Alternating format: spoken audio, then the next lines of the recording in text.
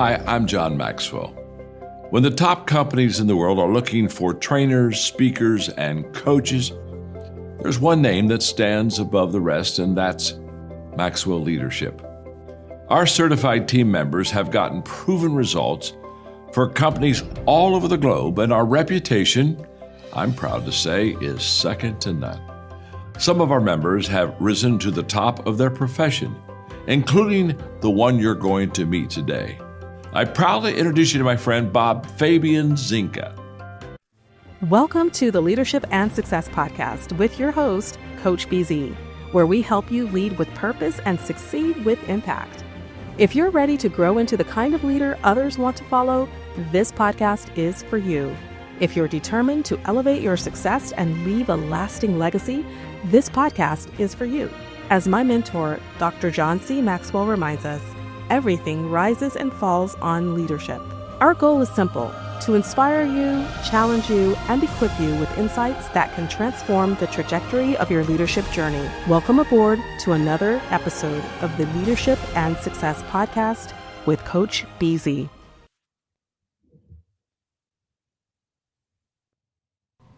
My name is Hugh Molotsi. We've written a book about innovation and enterprise, specifically about building a culture of innovation.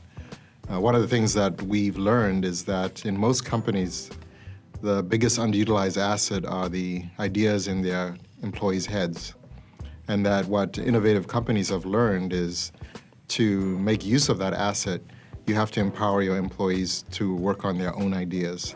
And so we've written a book about how you can build a culture of innovation where you have these empowered employees who are driving growth. I'm Jeff Zayas. We wrote this book for anybody who really cares about driving more innovation in the company they work at. In the book, we tell the story of Patty Porter. The story of Patty is based on our own experiences and lessons we've learned from other innovation leaders. We begin the story with Patty starting to feel restless in her job. As her company had grown, it had also become more bureaucratic. The job felt less engaging.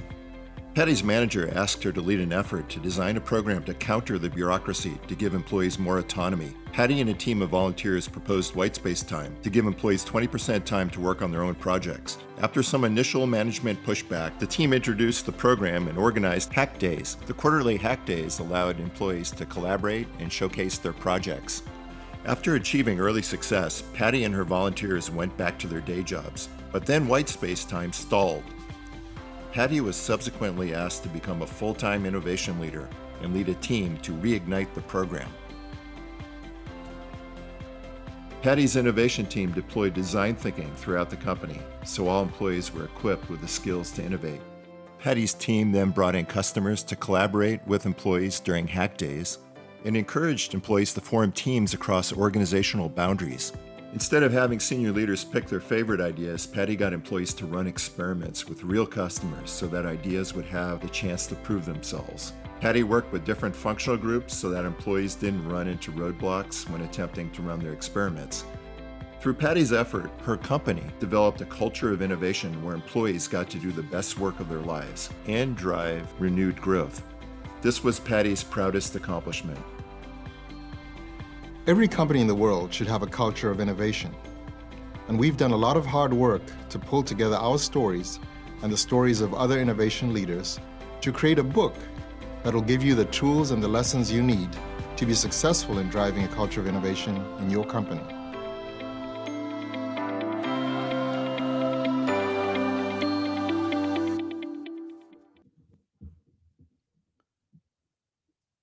All right, welcome to another edition of the Leadership and Success Podcast. I have a great guest waiting in the green room. And for those who watch the show right before this one, for a moment of gratitude, it's a time we take every single time that we meet, and we just want to be grateful. And earlier today, I was really grateful for freedom and also for really standing on the shoulders of giants, like the general I just spoke to on the previous episode, right? People who really go above and beyond in order to make things happen and really care about the people who would follow after them. And just a reminder that for this week, our friend in the spotlight is Admiral Mike Studman. And I have an article about him everybody can read. And tomorrow I will also have a live podcast with Coach Kimberly Cohn. She's going to be the instant bestseller of a book, Stepping into Greatness, which she just published last week. So we're going to be talking about leadership, faith, and the courage to begin. And like me, she's a Maxwell Leadership Certified Coach, and that's going to be for tomorrow. And for later today, for our Black History Year, which we publish an article almost every day, I'm going to be publishing later today an article about General Daniel Chapis James Jr. He's the very first African-American 4-star general. And that's going to be the article coming out later today. All right, so let me see if I can quickly introduce our phenomenal guest today. I am really honored and privileged to be sitting down and speaking to an extraordinary innovation leader, an author, a board director, and a technology executive to the Leadership and Success podcast. My guest is Hugh Molotsi. He has spent more than 3 decades helping organizations transform bold ideas into lasting innovation. He's a former president and CTO of BuyNothing, engineering fellow and vice president of innovation at Intuit, and accomplished board director, entrepreneur, and leadership advocate. Hugh has dedicated his career to empowering people to think differently, solve meaningful problems, and create cultures where innovation thrives. He currently serves on corporate boards, advises emerging companies, and is the co-author of the outstanding book, The Intrapreneur Journey. And I showed you just a short clip about that. We're going to be talking about it, right? Empowering employees to drive growth. A practical roadmap for helping employees become innovator from within their organization. So they are intrapreneur within the organization. So his passion for leadership extends beyond business though. For its Blacktown initiative, we're going to be talking about that, blacktowns.org, but also preserving the remarkable history of historically Black community and the entrepreneurs who built them. Whether you are a military leader, a cybersecurity professional, or engineer, or an entrepreneur, or executive, or aspiring people leader, you will not want to miss this conversation. Part of what we're going to be talking about today is why the future belongs to intrapreneur, not just the entrepreneur, which everybody knows, but also its best leadership advice for the next generation of innovator. So without any further ado, please help me welcome to the Leadership and Success Podcast, the one and only Hugh Molotsi. All right. Good morning, Hugh. How are you doing today? I'm fine, thanks. Thank you for having me on. What a great honor and privilege to be talking to you this morning. Is there something that you are grateful for today? I like to start with a moment of gratitude.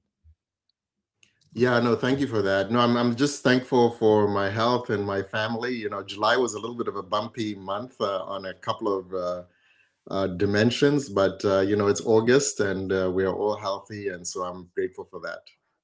That's so wonderful. Now, is there something about you that most people may not know when they first meet you, either a superpower or just a unique skill that people may not know? Well, you know, that's that's a good question to ask me.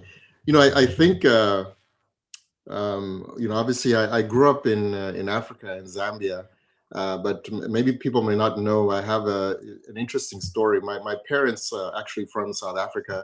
They were exiles during apartheid, and so they had moved to what was then Northern Rhodesia, and that's where, you know, they brought up their family. And so people may not know I have this interesting connection with multiple countries in Southern Africa. I like to think that you know, it gives me a different perspective because you know, I've had to integrate myself into different communities in the course of my life. Wow, that is awesome. And we have some people who are going to be watching us live on YouTube and LinkedIn and ask us some questions. I've also invited some of the co-authors of your work, so hopefully they are gonna say hi when they show up. But I've really been looking forward to this conversation because your career perfectly blends engineering, innovation, executive leadership, entrepreneurship, board governance, and now preserving history through Blacktown. That's just incredible. So when people hear your resume, you know, Intuit Fellow, Vice President of Innovation, President and CTO, Board Director, on and on and on, best-selling author, they often assume it was all carefully planned.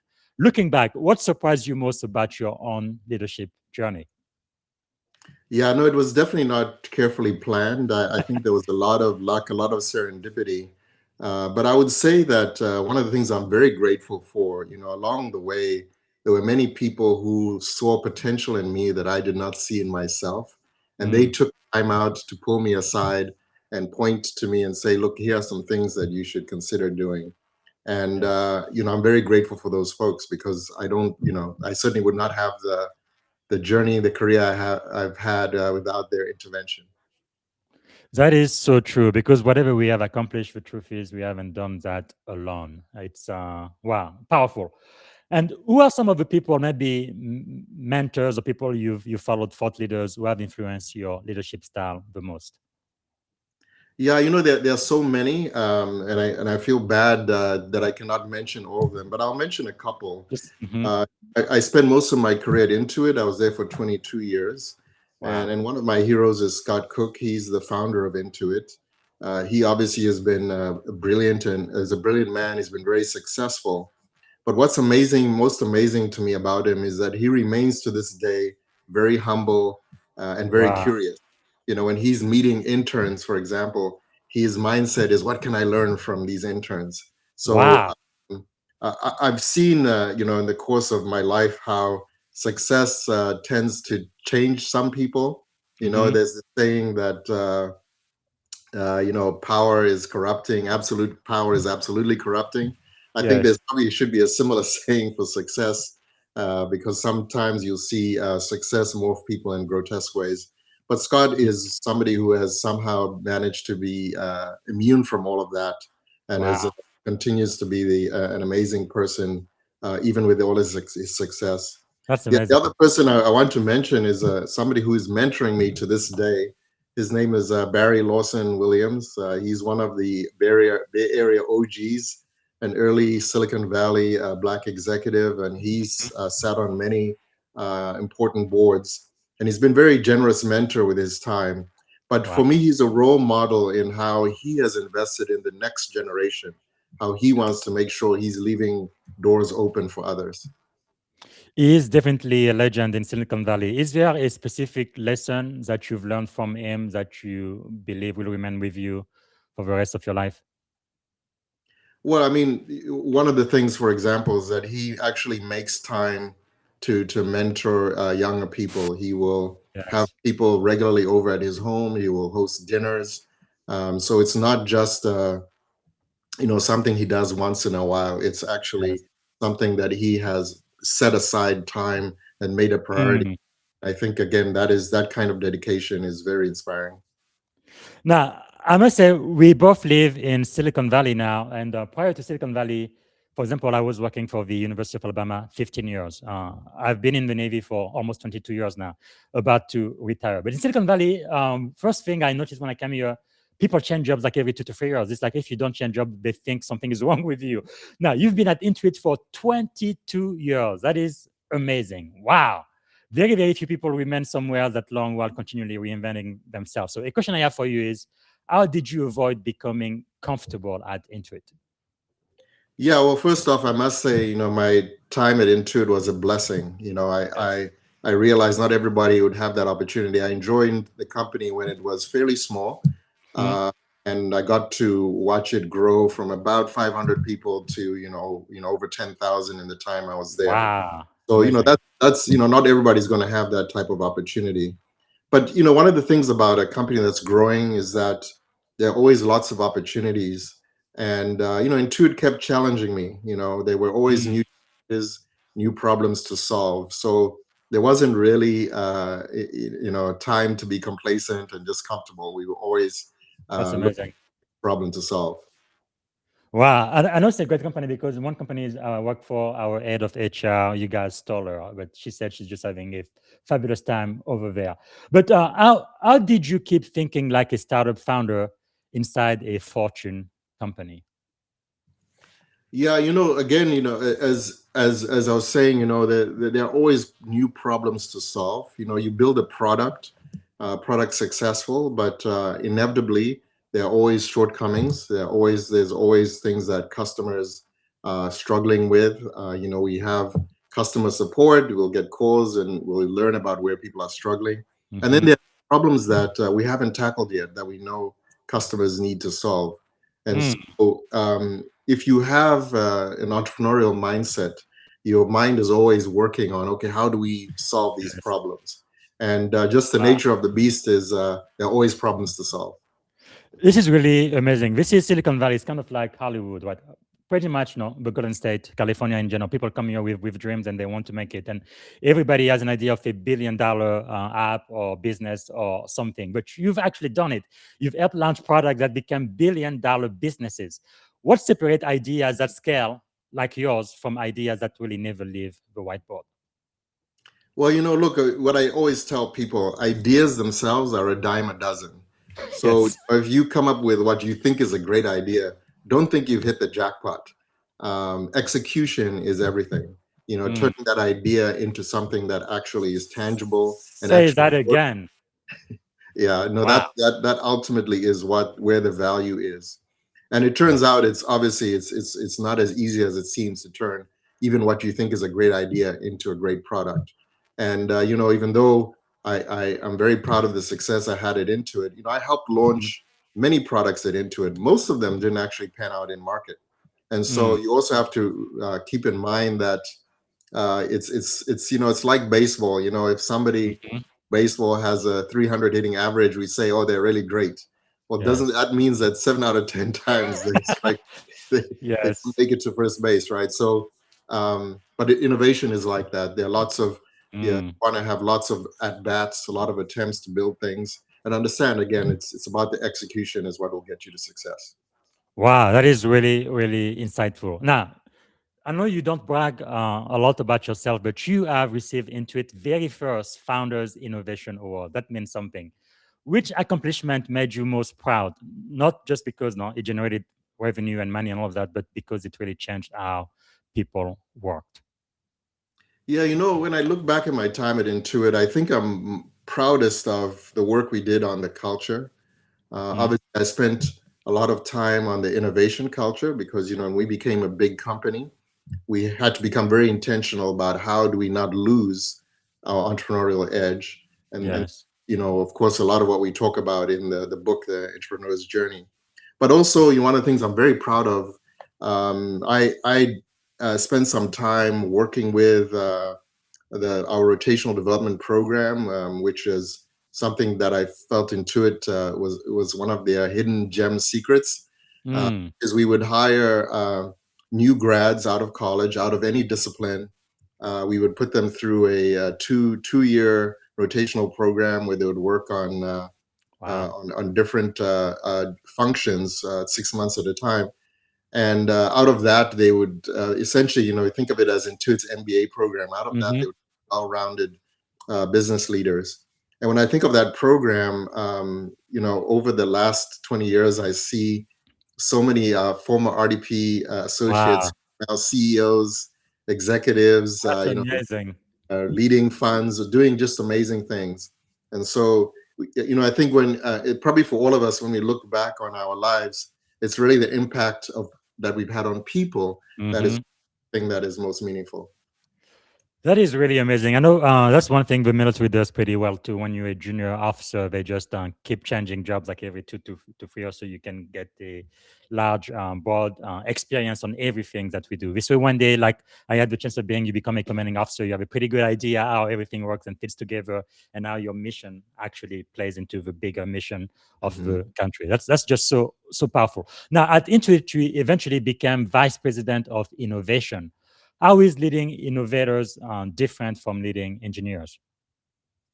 Yeah, I'd say the biggest thing, you have to remind people is you want to suppress your urge to judge ideas. Somebody comes with you and says, I have this idea. And, you might think to yourself, I don't know about this idea, that, it's not going to work because of this and that. But that's not your role. Your role is actually to push them to say, okay, if you're excited about this idea, go and validate it. And, we have all these techniques, the lean startup methodology, which teaches you ways in which you can quickly and efficiently test ideas. And that's what I push people to do. And especially when they are making assumptions, push them and say, I think you're making an assumption there. You should go into the market and test it out, and make sure that they're relentlessly customer focused. That's your role. Ultimately, because you should not be the judge, it should actually be customers deciding, with their wallets, with their what ideas are actually worthy.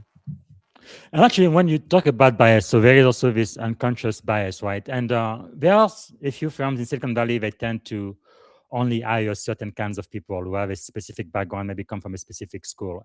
In my opinion, that's a big mistake, because I do believe that diversity is really one of our greatest strengths in this country. Is there anything you would tell someone who's listening, maybe a new manager or even a senior executive leader, on why diversity might be one of those things that's going to help your team kind of get rid of that unconscious bias or blind spot when everybody thinks exactly the same way, and then they don't really check out their blind sides? Yeah, it's such a great point you're making. I'm very passionate about diversity and inclusion, even though politically it may not be the fad right at this moment. But there's so much literature that's been published on how teams are more successful, diverse teams are more innovative, diverse teams are more profitable. We can look at that up. But in general, what I would say to people is, I think what often happens is we look at ourselves as a template. It's like, look, I had a certain path, I overcame certain challenges, and I am. And so then you start to look at other people and see if they fit that template. And that's a mistake, because each of us will have unique journeys, which will bring different perspectives. And actually, the last thing you want when you're building a team is to have a bunch of people who are just mini yous or mini me's. People are just very similar to you, because that is actually the opposite of diversity. You now have a homogenous team, and you'll definitely have blind spots. Part of and I think about some of the big successes that I've experienced over my time in my career. A lot of it has come down to just the value of somebody's perspective that was different than mine. Yes. Being able to have that perspective reflect in what we're building, extremely valuable. That's a really great insight, because I want to talk about psychological safety just a minute as a leader, because there are some leaders who don't like to hear anything contradictory to what they already think. And I think it's so important to, ultimately, you're the leader, you're going to make the final decision. But before you make that decision, to actually get input from your people, especially those who may have a completely different perspective than you. What do you think as leader, what we should do to ensure that we are humble enough to keep on listening, even when we get the big role, we become a vice president, a president, or a chief, whatever? Why is it important to build that culture where people can speak freely, especially when whatever they have to say is contradictory to where we think we are heading as an organization? Yeah, absolutely. I think you want people to speak up, because again, that's what's going to actually help you. It's going to protect you when you have blind spots, when there are things that you have not considered, and then somebody raises a point. That's not a bad thing. That's a good thing, because it's now they're giving you more points of data that you have to consider. It's naturally, I would say, difficult. Especially if you're passionate about something, you're excited, you want to get going, and somebody now is voicing some issues, hesitations. It's natural that you might get irritated and you may not want to hear it. But I wrote a blog about something that I learned many years ago called decision-making modes. I reference that because it's a good way to help yourself break out of that behavior, that you might have unintentionally, which is just, if you're about to make a decision, you go through these modes. One of the modes is where you essentially consult. Yes. So what you do in your mind is to tell people, there's this decision I need to make. And what do you think? And you do it in such a way that your mind is open and you hear all the different points of view. The next mode is now where you want to get their advice. You say, okay, I'm thinking of doing X. Are there any objections? What do you think? And then that's your opportunity now to hear if there's any pushback or any other things they thought about. But finally, when you get to now your decision to inform, you're saying, okay, here's a decision I've made. And by the way, even if it goes against maybe what some people had advised, at least what you've done now is you're prepared to say, yes, I heard this concern, but I'm deciding to go this direction. Mm-hmm. You're now prepared with an answer, as opposed to just saying, no, we're just going to move ahead. I'm going to keep the blinders on. And also what I point out, which is really important, because with decisions, obviously you want to be steadfast, you want to move forward, you don't want to keep revisiting decisions. Mm-hmm. I also say, if new data comes to bear that you have not considered, then you should be open to reconsidering their decision. It is not it's not a weakness in that sense. It's actually a strength to say, no, I'm willing to reconsider because there's new data to consider. Yes.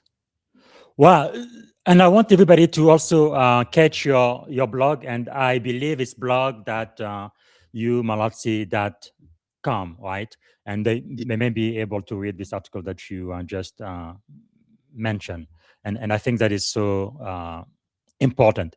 And as you were talking, another thing that came to mind is just humility. To me, humility is one of those characteristic traits that really makes the difference between an average, a good leader, and an outstanding one. Now, you mentioned Scott, right? He's the founder of Intuit. He became a Fortune 500 company, but even him being a CEO and having all of the knowledge experience he has, he still wants to learn from an intern, someone who just came out of school who has absolutely no experience, but he wants to learn from that is humility. And it's really very rare to see, because the more successful you are, you have more money and influence and so forth. Now, like you say, sometimes power will corrupt some people, but I feel like humility is one thing that's going to prevent you from being corrupted. I guess the question I have from you, starting at the bottom to becoming vice president at the Fortune 500 company, what kept you humble? Why do you think you still have that idea that you're not the smartest person in the room? You can still learn from anybody, even a brand new intern. Why are you so humble, you think? Well, I don't know. That's a difficult question to answer. I mean, I would say my colleagues kept me humble. Yes. My family keeps me humble. I mean, this is one thing when you're working with such great colleagues who are really smart. They will not be shy about correcting you and telling you when you're wrong, and that's a blessing. I also think one of the things that I really value from my time at Intuit, there was all the leadership training. We would do things that some people may feel is touchy-feely, like learning about emotional intelligence. Mm. For me, those lessons are so powerful because what it teaches you is to be much more introspective, much more self-aware. And the more you understand about yourself, the more you understand, yes, I have strengths, I have superpowers, but I also have weaknesses. Mm-hmm. I think those are that awareness keeps you humble. It also makes you very appreciative of other folks, because you're going to meet people who have superpowers that you don't have. And that also is, again, very grounding. Wow. And realizing that, look, we all need each other. So, and again, the other thing I'll also say just about humility, as I said in the beginning, I've been very fortunate. I've been very lucky. I think along the way, people have been very generous to me. So that's another thing, just reminding myself, I didn't get here by myself. I had lots of help along the way. And even to this day, people continue to help me. That is really powerful. I want to talk about your leadership philosophy just a little bit. You said, one thing I really love when I was doing the research for the show is about your work. No, you argue that innovation isn't a department, it is leadership. And I don't think anything could be truer than that. What do you think are some of the biggest myths executives have about innovation in general? Yeah, I'd say the biggest one is that, innovation just comes from, you just need to hire a few geniuses who will come up with all the ideas, and then the rest of the company will implement them. I suppose that could work on a case-by-case basis. But what I've seen in terms of companies that have sustained innovation, they come up with great products again and again, is that they have a culture of innovation. And in a culture of innovation, it's not a few geniuses who are driving innovation. It's really is drawn from everybody in the company. I mentioned in the book, we have this notion of this divide between where decisions are made and where insights are actually experienced. If you're a frontline worker, somebody who works on product or services customers, you are bombarded with insights every day. But in many companies, nobody's asking you, hey, what should we do to improve the product or improve how we service customers? A lot of those being made in in conference rooms with executives who don't spend as much time with customers. And so that's the inside decision divide that we talk about. So in an innovation, in a good culture of innovation, you actually empower employees to make those decisions, to contribute the ideas, and that's what leads to this sustained innovation. That is really powerful. As you know, Spain won the World Cup this year, and people didn't really expect them to because they didn't have any superstar, right? But it was really system over superstars. Really, the leadership lesson I got out of that. Our Spain's World Cup masterclass really found modern team leadership, right? Great leaders don't create superstar, but they do create system where anybody can become a superstar. I feel like that's really the culture you had at Intuit, and I think that's really a lesson many of us need to learn, hopefully once. But another question I have for you is why do so many organizations hire creative people, but then they unintentionally build the systems that suppress creativity? I think Steve Jobs, which is a giant and icon, a legend in Silicon Valley, used to say, "What do you hire the smartest people, and then you tell them what to do. If you hire them, you need to let them be smart and do what you hire them to do." But anyway, why do you think that is? Yeah, look, we talk about this innovation paradox. It's a real thing. So when you are just a small company, maybe working inside a garage, obviously you're very entrepreneurial, you're moving fast, you're solving problems. But once you get to success and you start to scale, you start to build a company, and the company needs structure, it needs bureaucracy, it needs process. And those things, unfortunately, weigh against innovation because now decisions have to be made through a decision-making chain. Now people have rules that need to be followed, on and on and on. And also what happens when you have a bureaucracy tends to want to protect the status quo. Bureaucracy tends to be anti-change. And if you think about what innovation is at its core, it's change.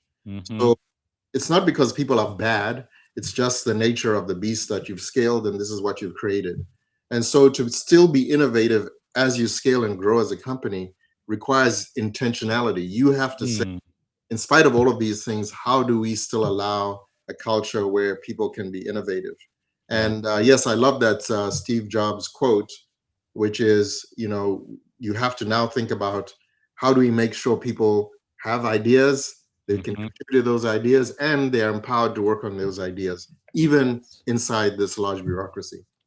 Now, which takes me to my next question. What's the difference between an employee and an intrapreneur? Which then is going to lead? We're going to spend a section on your best-selling book, which I think everybody needs to get. It's available everywhere. The Intrapreneur's Journey, empowering employees to drive growth. I think that is so critical. So how does a listener who is an employee start thinking as an intrapreneur?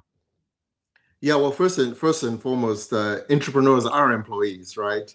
But what distinguishes them? Well, it really just comes down to being willing to take the initiative.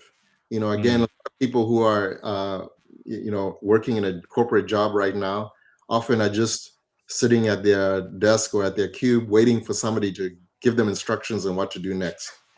Somebody's entrepreneur is saying, we'll see a problem and will not just sit and complain about it. They will say, okay, how do we fix this? And then they're also willing to challenge the status quo. And this, by the way, may be the hardest part, because sometimes what you might have in your mind, like, hey, let's make this change, not everybody's going to be excited about. In fact, you may even have some people say, no, absolutely do not do that. But again, who's an entrepreneur is willing to say, I'm going to hold my ground. I think this is really important. We should do this. And again, their mindset is relentless about making things better, even in the face of strong pushback. That is really powerful. I believe I am right. It was at Google, but many companies do this where they have their employees acting as entrepreneur, where they try to solve problem they are having. Well, because Google, I believe, on every Friday, if I'm not mistaken, they give all of their employees at least 4 hours to work on their own project. And many times this project end up becoming huge billion-dollar product for the company, which is just amazing, right? But when you are a small startup in Silicon Valley, you're like, oh, no, I want all of my employees to just be working on those tasks. But then when you keep working, you don't have any white space to think or innovate, then, you don't really get to have ideas out of the box. like that may become extremely profitable for the organization, right?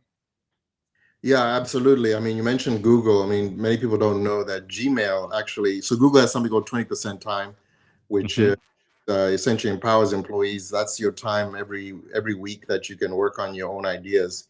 And Wow. Gmail actually came out of 20% time. So, Amazing. those are, there are lots and lots of stories we document in the book about how many successful products actually came from employees working on their own ideas. And Amazing. something I'll also say, what is really interesting about you talk about ideas being worth a dime a dozen. You know, something that is may sound like a contradiction, but is the best ideas tend to be the worst sounding ideas, right? Mm. Best ideas tend to be the worst sounding ideas. So why is that? Well, because the best ideas are the ones that are disruptive. They're very different. Yes. The world is going in a particular direction, and somebody's proposing, hey, let's do something that is just dramatically different. So Yes. just on its surface, it's just going to sound absolutely terrible. And so if you have a lot of structure around how ideas are vetted in your company, and Mm. leadership has to decide on which ones are good and which ones are bad just based Yes. on sound, you will filter out the good ideas. Think about something Wow. like Uber. If you're old enough to remember the days before Uber, if somebody had said to you, hey, I've got this idea, people driving their own cars will come and Yeah. give you a ride. I mean, Yeah. it just sounded ludicrous on the face of it, and yet we can't imagine life without it today. That's the nature of these best ideas. Again, they tend to. Mm.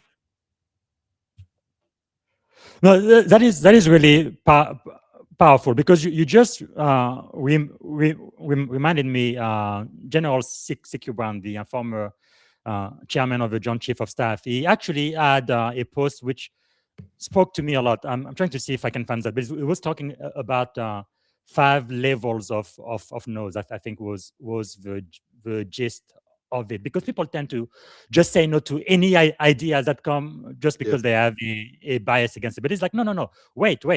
Maybe you don't wanna say no. You need to think about it. But anyway, it gives you five levels to process, then to decide no, if this is really a no. Okay, I just found it.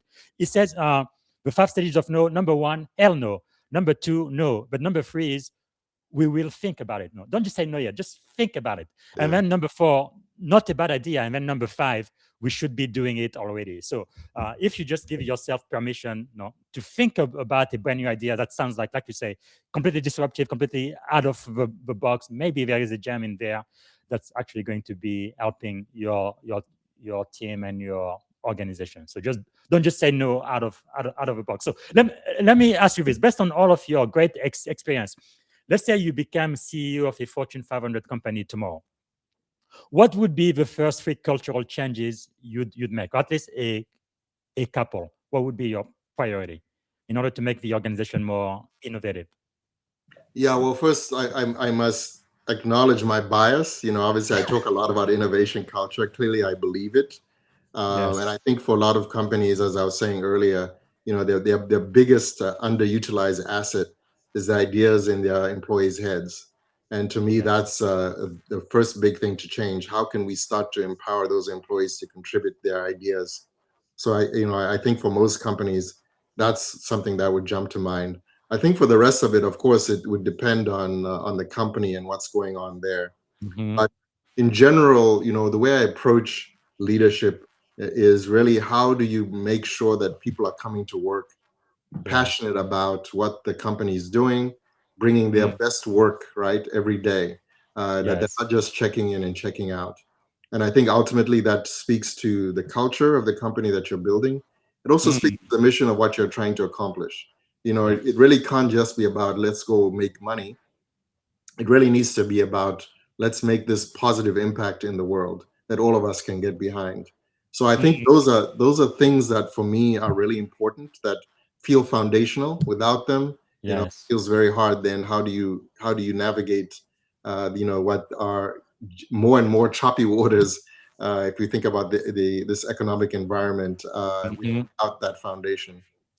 That is really powerful because I know, I had the great chance of becoming a commanding officer in the Navy. And one of the things I was talking with my mentors is uh, he told me as a skipper, really two things are extremely important. One, you need to create an environment where people want to come to work. No, in America, people like to say, thank God it's Friday. No, no, no. Thank God it's Monday. I want to go to work. I want to wake up early, excited because I want to be there. And then once they get there, they want to do the very best work they can, and that is just so powerful. So let's talk about your best selling book. I want to make sure we spend a segment on this. I believe everybody needs to purchase this book, The Intrapreneur's Journey: Empowering Employees to Drive Growth. I guess one of the first question I want to ask, but you kind of segue into it already, because perhaps the most underutilized asset in most companies are ideas in their employees' head. You just said that, and that seems to be the central statement, I think, for this book. And the framework kind of focuses on creating sustainable innovation system rather than relying on isolated innovation labs, right? So one of the first questions I want to ask is, why did this book have to be written? What inspired you to write The Intrapreneur's Journey?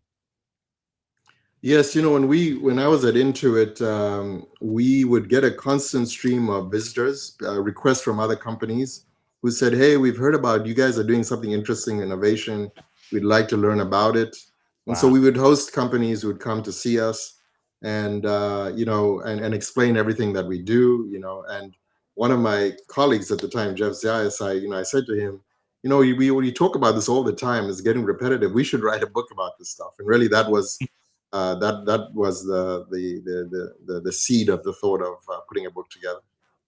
That's really powerful. Like we already said in the introduction, you've got decades of experience with innovation. Why was it important to you personally to capture all of those lessons learned before they were lost? Yeah, so the book, the approach we had in the book was really to help somebody at any company who wants to get this notion of an innovation culture going, help them get it started, because a lot of what's required is to convince leadership, convince their colleagues that this is a good thing to do. And as it turns out, there are the pushback, the arguments you're going to get against it are very predictable. And so Yes. the book, what we try to do is prepare you to say, here's what you will do to counter them. The most compelling data you can use is just essentially the stories of other companies where innovation Yes. culture has paid off. So we bring those stories to bear, whether it's from Intuit, from Google, from Atlassian, Mhm. from 3M. There are lots and lots of companies that have had this experience, and so Yes. people can see that this works. It's not an experiment. It's not just a dream. Yeah. But ultimately, again, this notion of doing the best work of your lives, for me, this is so important. You spend most of your work, your awake time as Mhm. out at work. So, you want that time to be inspired time that you are enjoying, time you feel like you're Yes. making a positive contribution, not just, you're looking at the clock and you can't wait to check out. And for that to happen, you should feel empowered. You should feel like, yes, the company is actually benefiting from my strengths and I'm actually Mhm. doing something meaningful. So the book is really, if we can make innovation cultures, if we can help catalyze that in other companies, I'm Yes. very happy. That is really something, because when I read the book, you kind of divide the book is organized around practical component for innovation culture. You talk about time and freedom, dedicated innovation team, design thinking, open collaboration, and so on. With time and freedom, why is time often the most overlooked innovation investment? Yeah, look, that in many ways is maybe the most provocative part of what we propose, because imagine you're telling a manager who, has this priority list as a team, they wanted to hire more people, but there was no budget.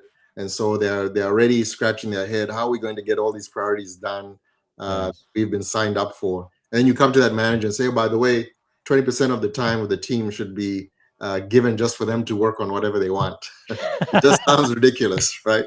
And so, people understandably push back.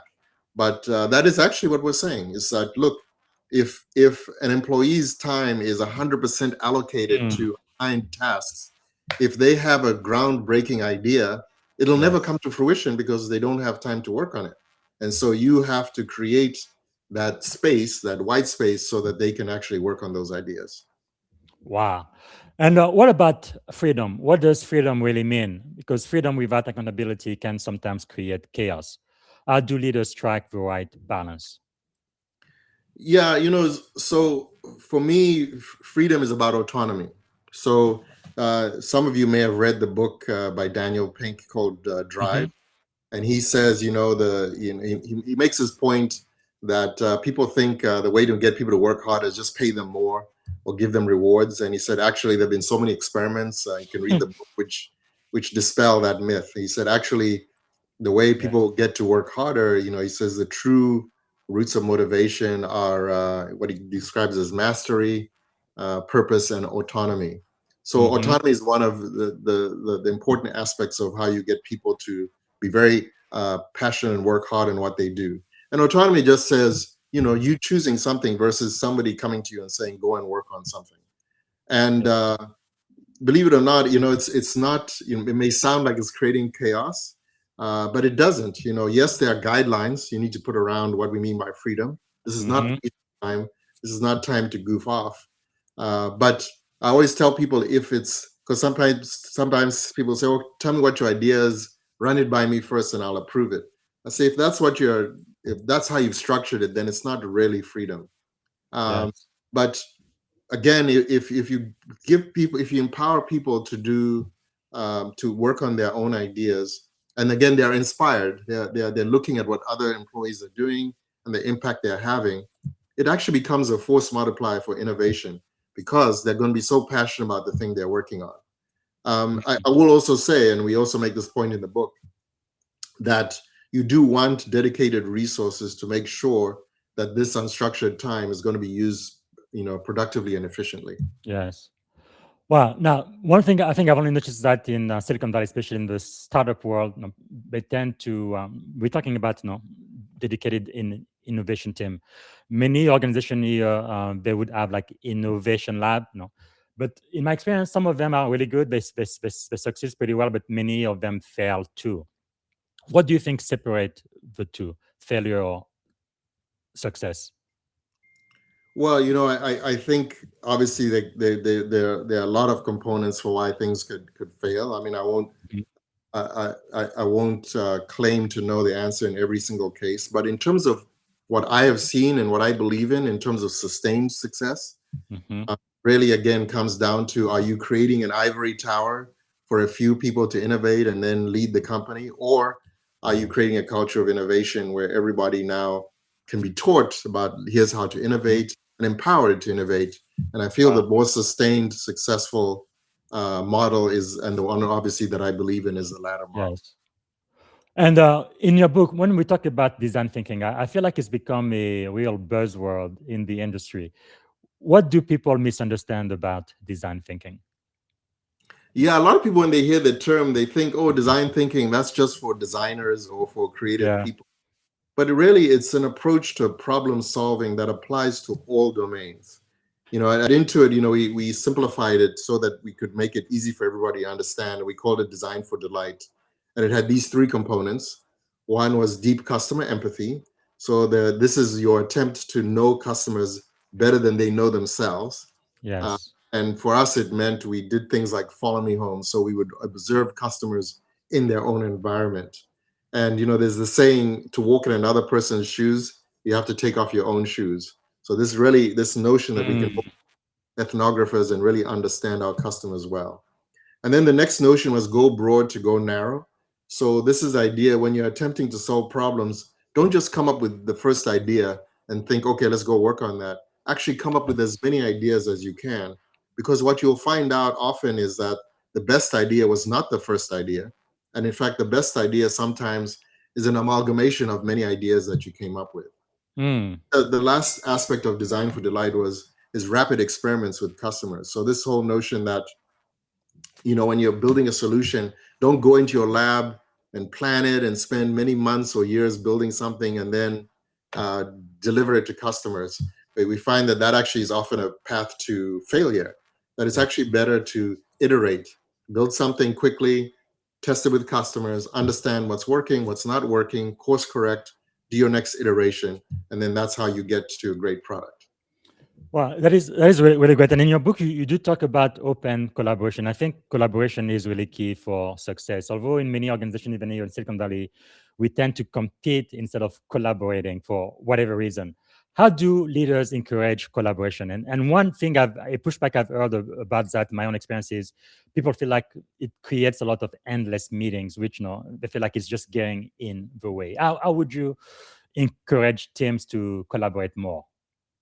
Yeah, again, when you get to large organizations, what inevitably happens is silos form. Yeah. And what I mean, you'll be surprised. Just go into any large organization and you'll talk to a product person and say, "Have you ever talked to anyone in legal?" Yes. And you'll find many have never. Or ask an engineer, "Have you ever met anybody from finance?" And you'll find they've never have. So these form where we're not even talking to each other. And my observation is the most effective teams tend to be cross-functional because they have to bring their respective expertises to solve problems in a holistic way. And so, I've visited companies where it's always been interesting to me to observe when you have people now in a cross-functional environment where somebody would say, "Oh yes, we wanted to do this particular approach, but legal wouldn't allow it." And then there happens to be a lawyer from the legal team. "Oh, we never said that."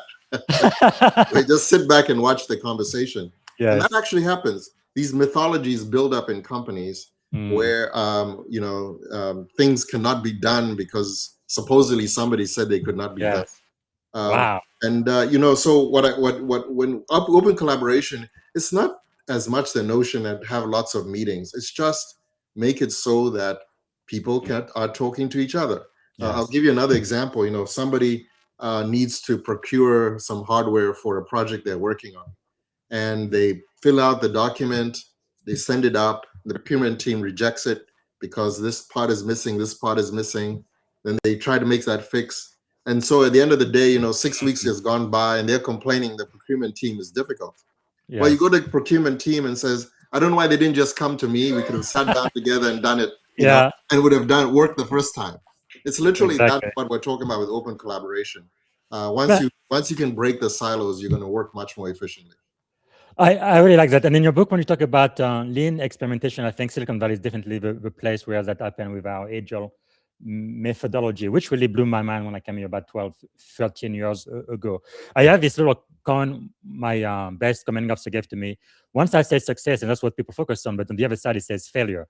And usually, in order to be successful, you have to go through a series of failure to eventually achieve success. So, and I know in Silicon Valley, generally speaking, failure is quite celebrated, but of course, failure isn't the goal. Nobody wants to start a business to fail, but it's learning, right? What are you learning from it? I think I even heard, and I can't remember exactly whom, maybe it was Steve Jobs, but one of the Silicon Valley gurus said, basically, you have to fail so many times before you succeed. So just go ahead and start your experimentation and fail as quickly as you can so you can get to the success as quickly as possible. Kind of a different way of thinking, but it makes sense to me now. How should leaders think differently about experimentation? I guess that's the question for you. Yeah, no, absolutely. I mean, look, there's the famous Thomas Edison quote where he said, "I've not failed, I've just found 10,000 ways that don't work." So it's absolutely about learning.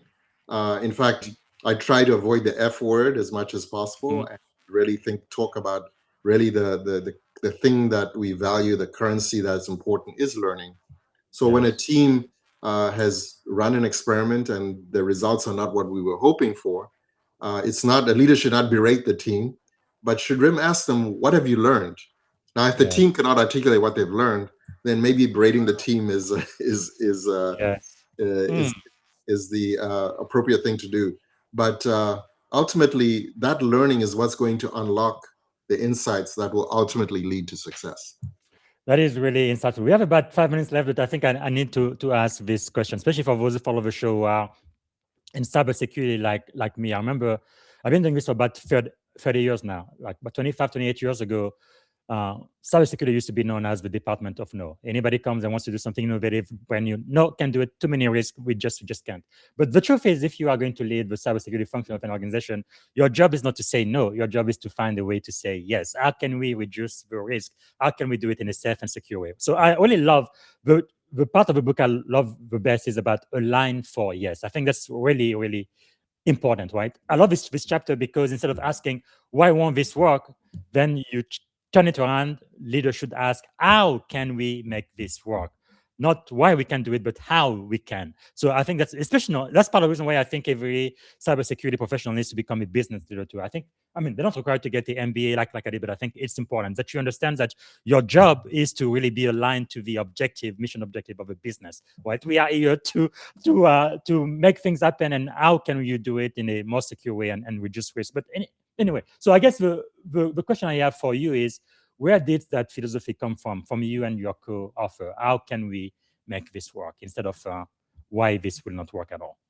Yeah, no, look, you've articulated this very well. I mean, imagine a scenario where an employee comes to you, let's say you run the data center, and they say, hey, we want to launch an environment that bypasses the firewall. You can then look at that person like they're crazy and say, no, hell no, go away, right? Yeah. But here's the problem. There was some business problem they were trying to solve. And by you saying, hell no, they're right, at least at that moment, they're now going to be unable to solve that problem. And so the better conversation to have is to say, okay, what are you trying to accomplish? Why do you need that? Start to engage in a conversation with the idea that I'm going to help you get there. Now, it may not be what you were just requesting, but it may be something different, but hopefully that different thing will get you to your objectives. And I credit you, you asked me where it came from. I credit Brad Smith, who was the CEO of Intuit at the time. And he actually said this. He said, no one should think their job is to say no. Wow. Right? Again, this is this notion that we're all innovators. We're all pushing forward in realizing the vision of what the business is trying to be. So if you're saying you're an obstacle rather than being part of the solution.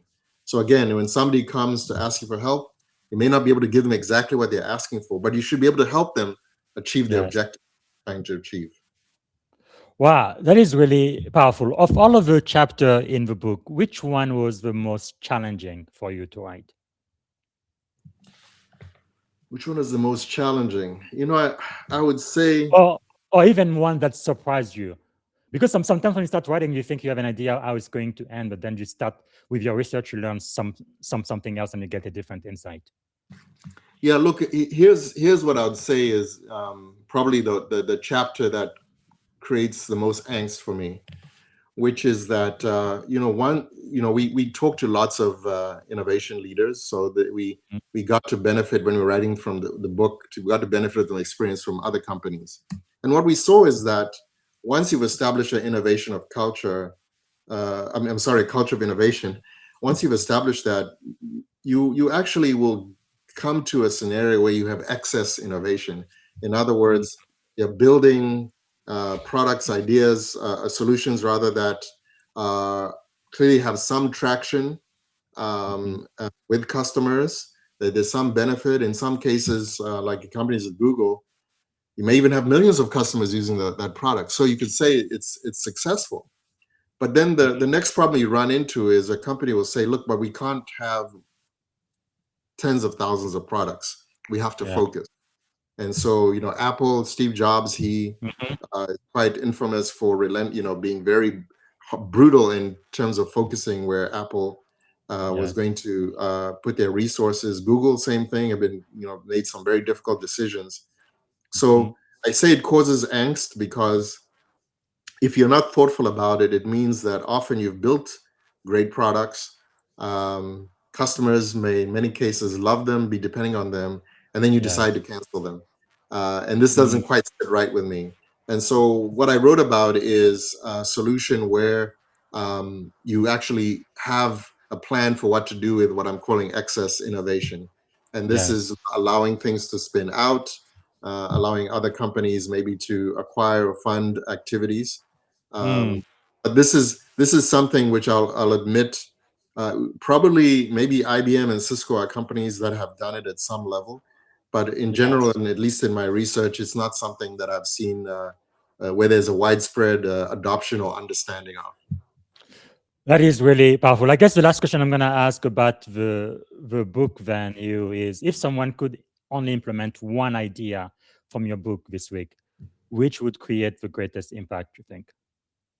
Yeah, look, this is what I often tell people, like, how do we start? I would say to them, just start with a day or maybe even half a day where you tell employees, okay, we're going to pause from our daily work, and this is the time for you to just work on your own ideas. Just start with that. Yes. It's a small investment, but it'll give you at least a taste of what it looks like. And then you can decide after that day or half day whether it was worth it or whether you feel like you got good results. If you did, then you can maybe decide to do it again or to invest more in it. If it didn't work out, then you don't have to continue doing it. So treat it itself, the innovation, the culture of innovation journey, treat it as an experiment as well. But yeah, just start half day.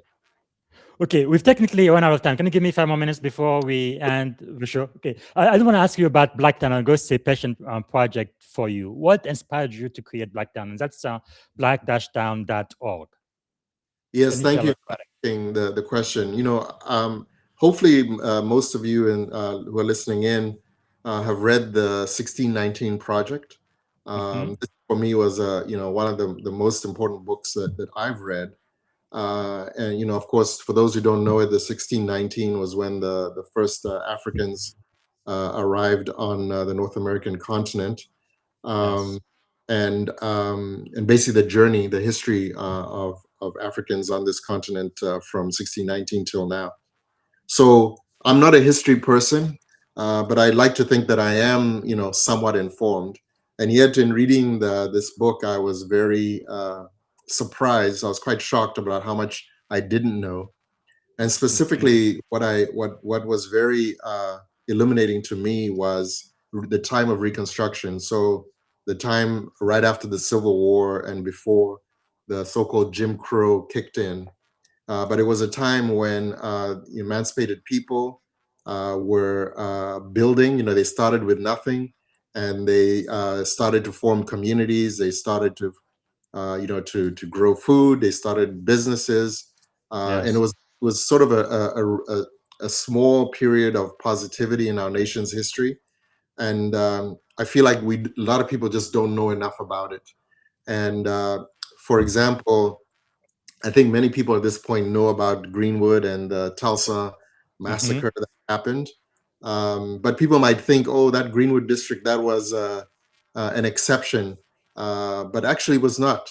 There are many, many communities that were very successful. In fact, there are many communities that dubbed themselves the Black Wall Street. And it's just, again, their stories are not known. So that was really what drove me to say, let's create an archive where these stories can be shared. Wow, that is really powerful. And I have a website here. So that, again, black-town.org for those who want to follow it. I think you're really doing a great service, I believe, to humanity. One thing in America, we don't really know our history very, very well, but people can go there and put in their community or ask a question, and it will work just like magic. So great resource. Thank you so much for making it available to the world and mentioning it on the Leadership and Success podcast. So as we end the show today, I wanted to end with what I like to call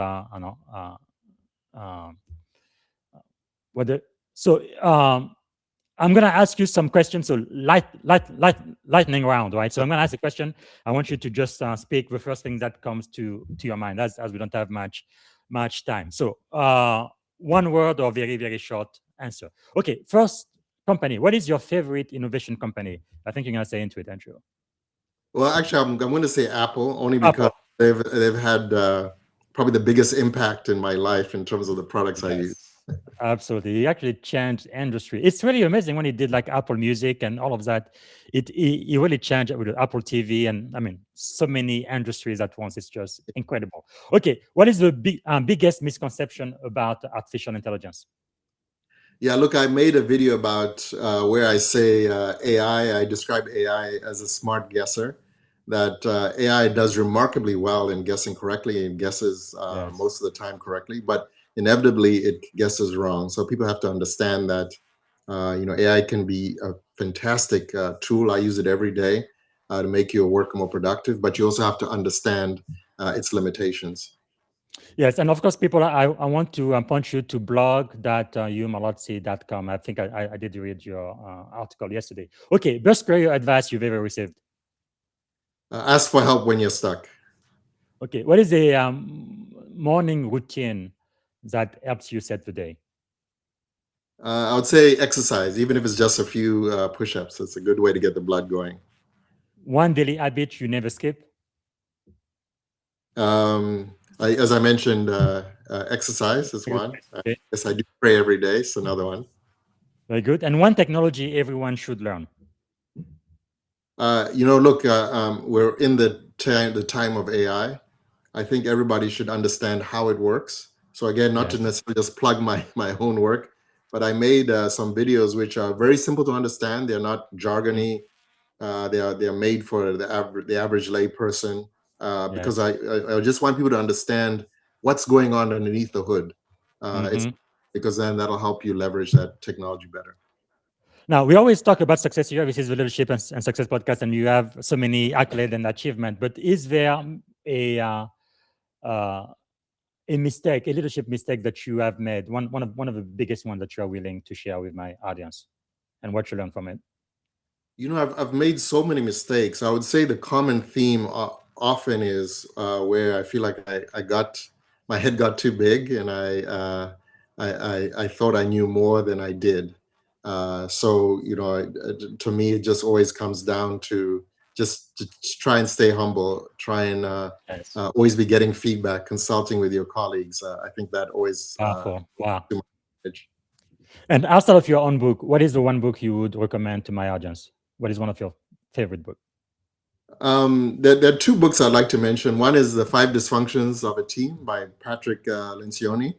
Mhm. Um, I think it's a great book in terms of leadership and how to Yeah. create a really good team culture.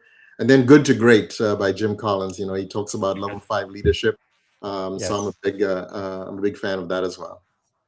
Fantastic. And you did mention the 1619 when we were talking. Why should people read this book?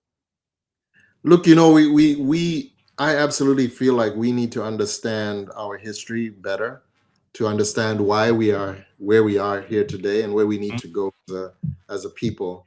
I also think that once we understand that history, I think we all can collectively have a much higher self-esteem, especially when we understand all the Yes. accomplishments of the people, of our ancestors before us. But Yes. again, for me, this book is so important. It was very eye-opening. Mhm. Again, I'm not a history person, but I was so impressed by how much I learned that I didn't know before. And I just encourage everybody. This feels like hopefully Powerful. future will be mandatory for everybody Yes. goes through school. And there is a Hulu limited docuseries about the book as well, which is not too bad with Nicole Anna Jones. What about Drive by Daniel Pink? Why should we read it? Yeah, Drive again. I mentioned it dispels this myth about what gets people to work harder. And Yes. again, you can also think about it as a leadership book, but it's really telling you these are the things that you need to do to get people to be really passionate about what they do, what they bring to work. Yes. And I believe this was from your LinkedIn. I believe it's a bookstore in South Africa. One of your friends, the lean startup, Eric Wise, wrote that book. Why should we read that one? It's Yeah, the I posted this because his new book, Incorruptible, which is on that shelf, was on there, and I was impressed because the book I think had only been out a week or wow. two and was already in a bookstore in Pretoria. So Incorruptible. You're correct. yeah, Yes. Incorruptible is great because he's there talking about how companies can really truly stay aligned to their mission, because many times you Wow. see companies that start off very high-minded, but then over time seem to lose their way and everything is just about making money. The lean Yeah. startup, of course, is something we really love because that is what we put into practice at Intuit and Intuit Mm. Labs. It's something I still talk about and teach today. but it's basically how do you take these ideas, dime a dozen ideas, and then basically validate them very quickly and efficiently, so that you can get to the real valuable idea in the end. Man, I am so grateful for your time today. This has been great. So as we close the show, one question I have to ask is, when someone reads the Intrapreneur's Journey 20 years from today, what do you hope they remember? Look, we this notion of people doing the best work of their lives is so powerful to me, because when we were running our at Intuit Labs, we would run what we would call incubation weeks. Very frequently we would get this feedback that that's the most fun I've had at work, right? For me, that was very important. So if people can read this book and come back and say, yes, I feel so inspired, I'm now much more passionate about what I'm doing at work, I'm enjoying my work more, that to me would be a lovely outcome. Wow. And for every C-level executive watching the show today, what is one idea from our conversation today you would like for them to remember? Again, just remember that your employees have great ideas. So make sure you're talking to them, make sure their voices are being heard. Okay, I'm going to ask you the final question, but before I do, is there a question I should have asked you that I didn't get a chance to ask? I know when we prepare the show, I give you a lot more questions than we have time for. I do it on purpose, but anything else you wanted to share before we go today? Oh, no, you asked great questions and we covered a lot of ground. So thank you again. I appreciate the time we had today. Thank you so much. Okay, this is my final question. So imagine we are having this conversation 20 years from today. You've built everything you hope to build. You have influenced millions of leaders. What legacy do you hope people say Hugh Molotsi left behind in 20 years? Well, look, I hope I've inspired a few people who came after me, and even better, if I was able to help them open doors and overcome barriers. Wow. Sir, thank you so much for your time. I really, really appreciate that. And one question I'd like to ask as we end, one word that comes to mind about our time on this podcast today, one word or idea. Invigorating. Invigorating. Well, I am so grateful for your time, and thank you for letting us use an extra 10 minutes of your time. Really appreciate it, sir. Thank you. Thank you. Right. All right, everybody. This was quite one for the book, and I believe I'm so grateful for the time spent with us. Grateful that he has reminded us that innovation isn't reserved for founders or for CEO or for a few superstars. Kind of like what I said, right? The Spanish team, they won the World Cup, and none of their players were superstar. They were just regular people. They had the system that worked, that allowed everybody on the team to rise up to the level of stardom. And I think that's really what's really important, at least from my point of view. So I think every employee has the potential to become an intrapreneur when leaders create the right environment. So your career from engineering to executive leadership, from corporate board to preserving history through Blockdown really demonstrates that leadership is ultimately about empowering people to solve meaningful problems, right? And I really want to thank you for sharing your wisdom with us. So again, the key takeaway for me, especially those who are in the military or in cybersecurity in Silicon Valley or engineering, is that innovation is really a leadership capability, not just a technology one, right? Every employee can become an intrapreneur when given time, given trust, and given purpose. I think the culture, not strategy alone, is really the engine of sustained innovation. And great leaders, they remove barriers so great ideas can emerge from anybody in the team, right? It doesn't. Great idea don't respect rank. For example, in my own example, when I was the commanding officer for the Global Network Operations Security Center in Suffolk, Virginia, I had a problem I couldn't resolve. And then I went to my senior leadership team. They still couldn't resolve it. And then I went to all of my department head. It took about 2 months or so. We couldn't resolve it. So I brought it up to the entire command, and one junior enlisted person, an E5, very junior person, came up with an idea in 15 minutes. We were able to implement the idea, and the problem that their commanding officer couldn't solve for almost 90 days was solved just like that in a couple of days. So innovation doesn't respect rank at all. So really creating that culture where anybody and anyone can rise up to that level, I think, is quite necessary. So removing barrier to great ideas so that innovation can emerge across the organization. I think the best innovation, they create both business value, but also human impact. So Make sure to get a copy of the book. I want everybody to, that's available everywhere books are sold. And there is a link also in the description of the podcast, The Intrapreneur's Journey, Empowering Employees to Drive Growth. All right, this is it for today. And tomorrow I'm going to be back. I'm going to have a conversation with the one and only Coach Kimberly Cohn. We're going to be talking about stepping into greatness.